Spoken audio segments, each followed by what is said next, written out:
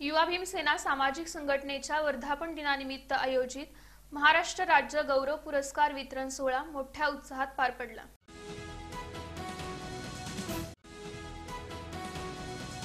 युवा भीमसेना सामाजिक संघटनेच्या 6व्या वर्धापन दिनाचं औचित्य साधून महाराष्ट्र राज्य गौरव पुरस्कार वितरण सोहळ्याचं आयोजन रंगभवन समाज कल्याण केंद्रामध्ये करण्यात आलं होतं।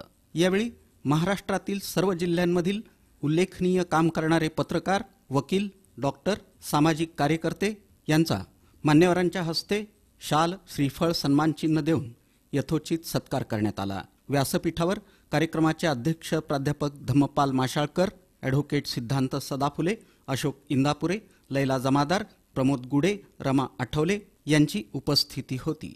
युवा भीमसेना संघटनेचे संस्थापक अध्यक्ष महेश डोलारे यांनी प्रास्ताविक भाषण केलं।